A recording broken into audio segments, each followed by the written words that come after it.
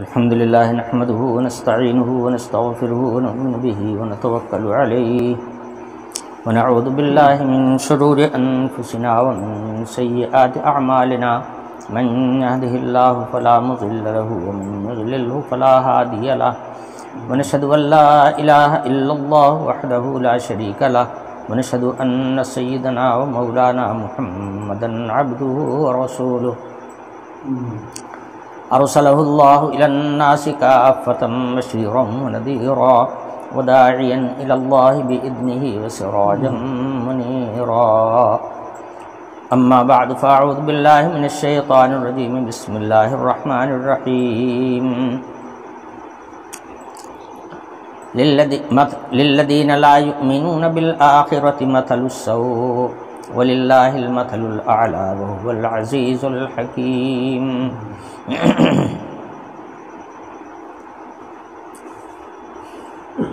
پچھلی آیت میں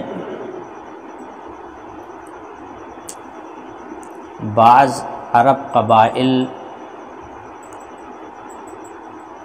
کی یہ منحوس حرکت بیان کی گئی تھی کہ ان کے گھروں میں اگر لڑکیاں پیدا ہوتی تو وہ ان کو زندہ ہی گاڑ دیا کرتے تھے۔ لڑکیوں کے پیدا ہونے سے انہیں بڑی شرم آتی تھی اور لوگوں سے اپنا منہ چھپاتے گھومتے تھے، گویا انتہائی شرمندہ ہوتے تھے لڑکی کے پیدا ہونے سے۔ میں نے عرض کیا تھا کہ آخر وجہ کیا تھی؟ تو وجہیں دو ہیں۔ ایک وجہ تو وہ تھی جس کو میں نے پچھلے درس میں عرض کیا تھا کہ لڑکیاں سبھی کے اوپر بوجھ ہوتی ہیں اگر ان کو ان کے دائرے میں رکھا جائے، اور اگر ان کو مزدور بنا کر کے دوسروں کے سامنے پیش کرنا ہے تب تو پھر لڑکیاں کچھ بھی بوجھ نہیں ہیں، اس لیے کہ جیسے لڑکا کما کے لاتا ہے ایسے لڑکیاں بھی کما کر کے لے آئیں گی، ٹھاٹ کی زندگی گزرے گی، بوجھ کس بات کا۔ تو یہ بات ذہن میں رہے کہ جب لڑکیوں کا جو دائرہ ہے اس دائرے کے اندر اگر رکھا جائے تو ظاہر ہے کہ لڑکیوں کا سارا خرچ اور سارا بار باپ کے ہی سر جاتا ہے، اور عرب ملک میں پیداوار کسی چیز کی تھی نہیں، ان لوگوں کا گزر اوقات شکار پر تھا،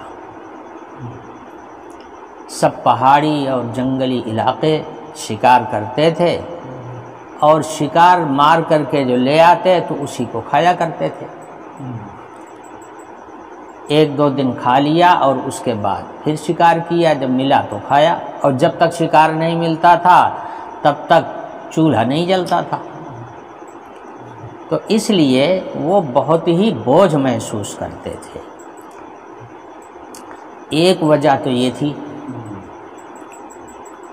دوسری وجہ یہ تھی کہ ان کے مزاج میں تکبر تھا، چونکہ پہاڑی علاقے کے لوگ ہیں، جیسے پتھروں کے بیچ میں رہتے ہیں ویسے ہی پتھر جیسا مزاج بھی بن جاتا ہے، اعضاء اور جوارح جو ہیں وہ بھی نہایت مضبوط ہوتے ہیں پہاڑی علاقوں میں رہنے والوں کے۔ میں جب حج کے لیے گیا تھا تو شوق ہوا، چونکہ میرا جو خیمہ تھا، خیمہ کیا کہہ لیجئے بلکہ وہ تو ہوٹل بک کرتے ہیں، تو میری جو قیام گاہ تھی وہ جبل ثور کے نیچے ہی تھی، مگر بہت بڑا پہاڑ ہے اور ہر طرف سے جانے کا راستہ تو ہے ہی نہیں، راستہ تو خاص ہیں۔ تو مجھے شوق ہوا کہ یہیں نیچے رہ رہا ہوں تو کم سے کم اس غار کو دیکھنا چاہیے جس میں نبی پاک صلی اللہ علیہ وسلم نے 3 دن گزارا تھا، اس کو اپنی آنکھ سے دیکھنا چاہیے، مگر مسئلہ بڑا مشکل تھا۔ پہاڑ وہ عرب وہاں کے مکے کے پہاڑوں میں سب سے اونچا پہاڑ وہ ہے، اور پہاڑ کی چوٹی پر وہ غار ہے، ایک دم بلندی پر۔ راستہ کل لے دے کر کی ایک ہے، وہ راستہ بھی اتنا خراب ہے کہ اگر ذرا سے چوک ہو جائے تو آدمی پھسل کے نیچے چلا جائے گا، اس لیے کہ راستہ گورنمنٹ نے بنایا نہیں، پبلک کے لوگوں نے راستہ بنا لیا ہے اپنے ہاتھ سے۔ تو ظاہر ہے کہ پہاڑ کے اوپر اتنا بڑا راستہ کیسے بنائیں گے وہ؟ بہرحال میں اپنے ایک ساتھی کے ساتھ گیا تو اس پہاڑ کے چڑھنے والوں میں اور اترنے والوں میں مجھے صرف 2 جگہ کے آدمی ملے، ایک افغانستان کے اور ایک کشمیر کے، اور یہ دونوں ہی علاقے سنگلاخ علاقے، یہی چڑھتے تھے یہی اترتے تھے، باقی اور کسی جگہ کا آدمی ہم کو غار ثور پر نہ آتے ملا نہ جاتے ملا۔ یہاں تک کہ میں نے ایک افغانی پٹھان کو دیکھا، جب میں اتر رہا تھا تو وہ اپنے باپ کو اپنے کندھے پر لے کر کے اوپر جا رہا تھا غار ثور کی زیارت کے لیے۔ سوچیے آپ، وہاں ایک آدمی کا اکیلے چلنا دشوار ہے، اور وہ اپنے باپ کو کندھے پر بٹھا کر کے لے کر کے اور چڑھتا چلا جا رہا بڑی آسانی کے ساتھ۔ میرے کہنے کا مطلب یہ ہے کہ پہاڑی علاقوں میں رہنے والے لوگ بھی پہاڑی ہوتے ہیں، بڑے مضبوط ہوتے ہیں، اللہ تعالیٰ ان کو اعضاء اور جواہر سے بھی بہت مضبوط بناتا، تب تو پہاڑوں کے اندر رہ کر کے پہاڑوں سے کھیلتے ہیں اور اپنی ضروریات پوری کرتے ہیں۔ تو عرب یہ سنگلاخ علاقہ ہے، یہاں کے لوگ جری بھی ہوتے ہیں، بہادر بھی ہوتے ہیں، طاقتور بھی ہوتے ہیں۔ عربوں کا حال یہ تھا کہ ان کی قوت اور طاقت کے مقابلے میں کوئی تھا نہیں، اس لیے انہیں اپنے اوپر تکبر بھی تھا، اپنے آپ کو سب سے بڑا بھی سمجھتے تھے۔ زبان کے بڑے ماہر تھے، پڑھے لکھے کچھ بھی نہیں، مگر زبان میں فصاحت و بلاغت اعلیٰ درجے کی، ساری دنیا کو کہتے تھے کہ یہ گونگے ہیں، زبان تو ہمارے پاس ہے۔ خوبیاں اللہ تعالیٰ نے ان لوگوں میں پیدا کی ہیں، پیدا کی تھیں اس وقت بھی، تو وہ خوبیاں ان کے اندر تھیں، اس کی وجہ سے ان کے اندر تکبر بھی تھا۔ تو ایک وجہ لڑکیوں کو دفن کر دینے کی اور لڑکیوں کو مار ڈالنے کی یہ بھی تھی کہ وہ یہ جانتے تھے کہ اگر لڑکی رہے گی تو ہمیں کسی کو داماد بھی بنانا پڑے گا، اور چونکہ کوئی آدمی داماد بن جاتا ہے اور اس طرح کا رشتہ دار بن جاتا ہے تو وہ برابری کے لیبل میں آ جاتا ہے۔ متکبر آدمی کبھی کسی کو اپنے لیبل میں نہیں سمجھتا اور لیبل میں لانے کو کبھی گوارا نہیں کرتا، وہ ہمیشہ سب سے اونچا رہنا چاہتا ہے، باقی سب کو نیچا دیکھنا چاہتا۔ تو لڑکی رہے گی تو داماد بھی ہم کو بنانا پڑے گا، رشتہ بھی کرنا پڑے گا، یہ بات ان کی طبیعت کے خلاف تھی، تکبر کے خلاف تھی۔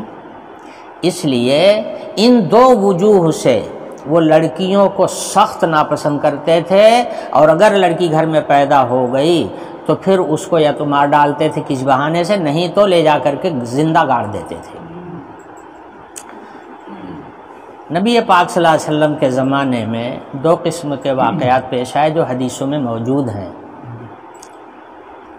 ایک ہیں قیس ابن عاصم، صحابی رسول ہیں، یہ زمانے جاہلیت میں اپنی 8 لڑکیوں کو دفن کر چکے تھے زندہ۔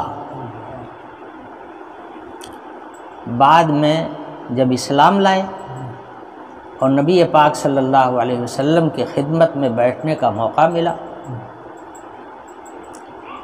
شرافت اور فضیلت کی باتیں سننے کو ملی، جنت و دوزخ کا تذکرہ سامنے آیا، تو اب فکر پیدا ہوا کہ میں نے تو بہت بڑا گناہ کیا ہے، اپنی ہی لڑکیوں کو ہم نے زندہ دفن کیا ہے، اس سے بڑا گناہ قتل کا، اس سے بڑا گناہ کون سا ہو سکتا ہے؟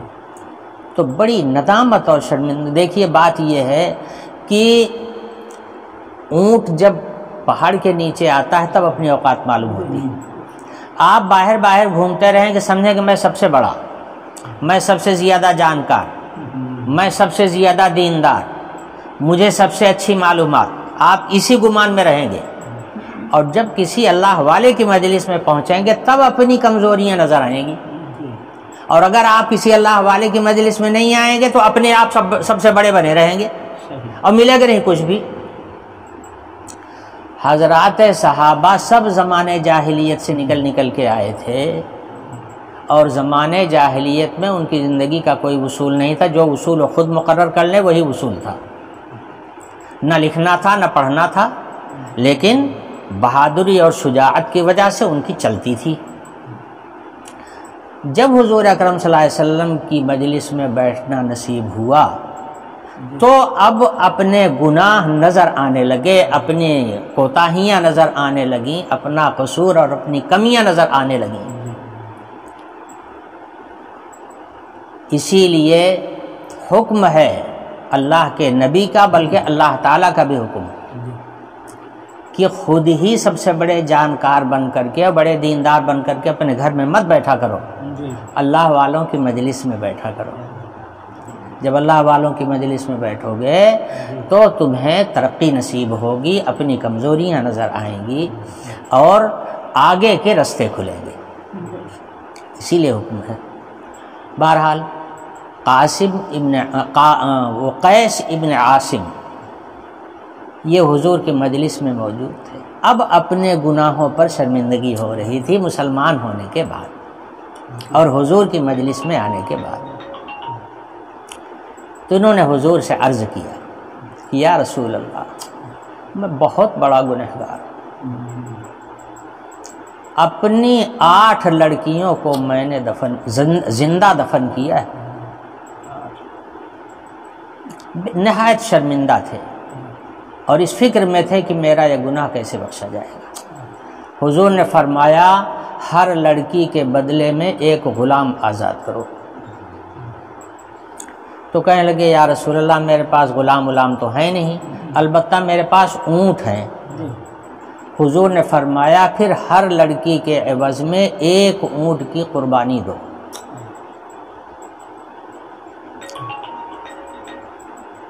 یہاں اس حدیث سے 2 باتوں کا پتہ چلا۔ ایک تو یہ پتہ چلا کہ گناہ کرنے کے بعد جب اپنے گناہ کا احساس ہو تو اللہ تعالیٰ سے توبہ کرنا چاہیے اور مالی کفارہ بھی ادا کرنا چاہیے، اپنا مال بھی اللہ کی راہ میں قربان کرنا چاہیے، توبہ کرے اور مال بھی دے، اور مال جو ہے وہ صدقہ اور کفارہ کے طور، کفارے سیئات کے طور پر دے۔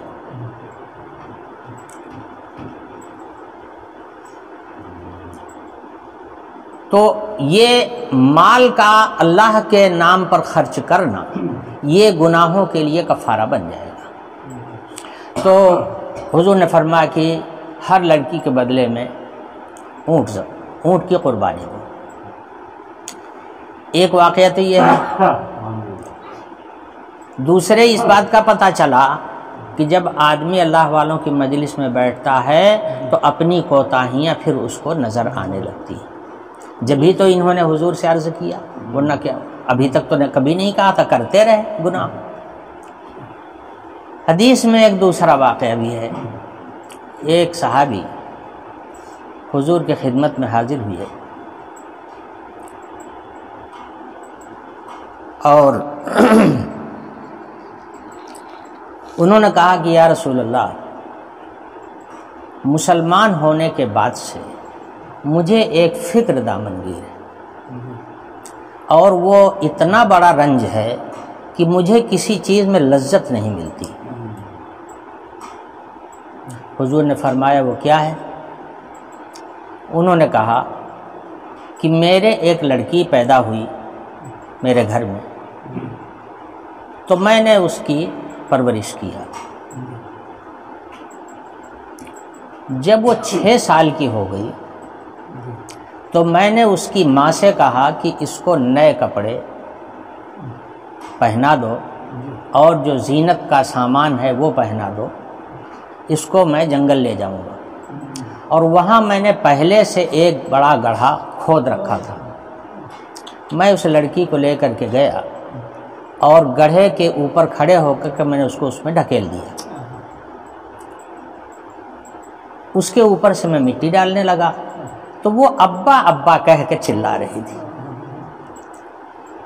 مگر میں نے اس کو دفن ہی کر کے چھوڑا، لیکن اس کی وہ پکار اور اس کی وہ ابا ابا کہنے کی آواز میرے کانوں میں محفوظ ہے۔ جب میں اس کو یاد کرتا ہوں ہر چیز بے لذت ہو جاتی ہے، سارا مزہ ختم ہو جاتا ہے۔ مقصد یہ تھا کہ اس کا تدارک کس طرح سے ہوگا، میرا یہ گناہ کس طرح سے معاف ہوگا۔ سرکار دو عالم صلی اللہ علیہ وسلم نے ارشاد فرمایا، ما کان فی الجاہلیت فقد ہدمہ الاسلام وما کان فی الاسلام فقد ہدمہ الاستغفار۔ اسلام لانے سے پہلے جو گناہ ہوئے تھے، مسلمان ہونے کے بعد، اسلام لانے کے بعد وہ سب اللہ تعالیٰ کے ہاں معاف کر دیے جاتے ہیں۔ تو زمانے جاہلیت میں جو گناہ ہوا، اسلام نے اس گناہ کو مٹا دیا، اور اسلام لانے کے بعد جو گناہ ہوگا تو اس کو استغفار مٹا دیتا ہے، یعنی توبہ کرنا جو ہے وہ مٹا دیتا ہے گناہ کو۔ پتہ چلا کہ جب گناہ کا احساس ہو جائے تو توبہ کرنا چاہیے، استغفار کرنا چاہیے۔ اور اس حدیث سے معلوم ہوا، پیچھے والی حدیث سے، کہ مالی کفارہ بھی دینا چاہیے، یہ بھی کفارے سیئات بنتا ہے۔ یہ واقعات ملتے ہیں حدیث کی کتابوں میں، جس سے پتہ چلتا ہے کہ ان کے یہاں لڑکیوں کو زندہ درگور کر دینے کا سلسلہ جاری تھا، اور اس زمانے میں اس قسم کی واہیات باتیں ساری دنیا میں پھیلی ہوئی تھیں، اور یہ وبا لڑکیوں کو زندہ درگور کر دینے والی پھیل گئی تھی پوری دنیا میں۔ اور تب کیا اور اب کیا، اب بھی لوگ اس کی کوشش میں رہتے ہیں۔ جو ایمان والے ہیں وہ تو اللہ سے ڈرتے ہیں، لیکن جن کو ایمان نصیب نہیں ہے وہ اس فکر میں رہتے ہیں کہ جو بھی تدبیر ہو لڑکی میرے گھر میں نہ آوے تو اچھا۔ اب اس کے لیے جو تدبیر ان سے بن پڑتی ہے وہ تدبیر کرتے ہیں۔ ابھی پچھلے دنوں میں اخبارات میں آیا تھا، پچھلے دنوں میں کیا، پچھلے سالوں میں، 2 سال سے تو کرونا کے علاوہ کوئی عنوان ہی نہیں ہے، 2 سال پہلے اخبارات میں آتا تھا کہ اب ایسی مشینیں آ گئی ہیں کہ پیٹ کے اندر لڑکا ہے کہ لڑکی، 4-5 مہینہ گزرنے کے بعد جب اعضاء بن جاتے ہیں تو ایسی مشینیں آ گئی ہیں، جیسے الٹرا ساؤنڈ وغیرہ ہے، اندر کی چیز دیکھ لی جاتی ہے، تو ایک یقینی نہیں بلکہ ضنی طور پر یہ پتہ لگا لیا جاتا ہے کہ لڑکا لڑکی۔ تو غیر مومن لوگ وہ حمل ہی گروا دیا کرتے تھے، اس کا چرچا اخبارات میں آیا۔ میرے کہنے کا مطلب یہ کہ یہ اسی وقت کی بات نہیں ہے، در پردہ پوشیدہ طور پر آج بھی یہ وبا دنیا میں قائم ہے، اور لوگ اس کی کوشش کرتے ہیں کہ لڑکی میرے گھر میں نہ آوے، صرف لڑکا لڑکا ہو۔ حالانکہ جن گھروں میں صرف لڑکا لڑکا ہوتے ہیں اور کوئی لڑکی نہیں ہوتی ہے، وہ جانتے ہیں کہ لڑکیاں کتنی قیمتی ہوتی۔ صرف لڑکا لڑکا ہوگا، لڑکا بڑا ہونے کے بعد میں پڑھنے چلا جائے گا، کالج میں پڑھے گا، پھر آفس چلا جائے گا، اور جہاں رہے گا اپنی بیوی کو بھی لے جائے گا۔ اب ماں اور باپ جو صرف لڑکوں کی پرورش کر رہے تھے وہ اکیلے رہ جائیں گے، اور بوڑھائی کا زمانہ جو ہوتا ہے یہی ہوتا ہے نگرانی کا زمانہ، اسی میں اولاد کی ضرورت ہوتی ہے، اور آدمی اسی لیے اولاد کو پالتا بھی ہے۔ اب بوڑھائی میں جب اس کو اولاد کی ضرورت ہوئی تو اولاد تو پکھنا جھاڑ کر کے بھاگ کھڑی ہوئی، پڑے رہو گھر کے اندر اکیلے۔ کتنے لوگ ہیں جو گھروں کے اندر مر جاتے ہیں اور پتہ نہیں چلتا ہے کہ کب مرے، اس لیے کہ اولاد کوئی تھی ہی نہیں گھر پر، وہ تو سب اپنی نوکریوں میں تھے، گھر میں کوئی تھا ہی نہیں۔ کون بتاوے؟ ایسا قصہ پیش آیا تھا الہ آباد میں، کئی دن کے بعد پتہ چلا، جب بدبو پھیلی بغل میں تب لوگوں کو پتہ چلا کہ وہ آدمی مر گیا ہے، گھر میں اکیلا پڑا ہوا تھا، باقی لوگ جو ہے سب اپنی نوکری میں تھے۔ تو کہنے کا مطلب یہ ہے کہ صرف لڑکا کی خواہش کرنے والا، ویسے بھی لڑکے اکثر خدمت کم کرتے ہیں اور لڑکیاں خدمت گار ہوتی ہیں، اور ہمیشہ اپنے ماں باپ سے ان کو پیار رہتا ہے، لڑکوں سے زیادہ جھکاؤ لڑکیوں کو ہوتا ہے۔ تو یہ جو نعمت ہے لڑکیوں سے حاصل ہونے والی، بھلا صرف لڑکوں سے کیسے حاصل ہو جائے گی؟ لیکن بہرحال جہالت تو جہالت ہے، جہالت کے کوئی سر پیر نہیں ہوتا۔ پہلے بھی یہ رجحان تھا، آج بھی یہ رجحان ہے، قرآن نے اس سے منع کیا، لا تقتلوا اولادکم خشیۃ املاق، نہ تو فقر و فاقہ اور بوجھ سمجھ کر کے لڑکیوں کو قتل کرو، اور نہ اس وجہ سے ہی قتل کرو کہ تم رشتہ کرو گے اور وہ تمہارا ہمسر بن جائے گا۔ یہ دونوں باتیں ہی غلط ہیں۔ اللہ کے نبی صلی اللہ علیہ وسلم نے لڑکیوں کی پرورش کرنے کی تعلیم دیا صحابہ کو، فرمایا کہ جس نے 2 لڑکیوں کی پرورش کیا اور ان کو تعلیم دی، ادب سکھایا، اور بالغ ہونے کے بعد ان کا رشتہ کر دیا، اس کے لیے جنت کی ضمانت۔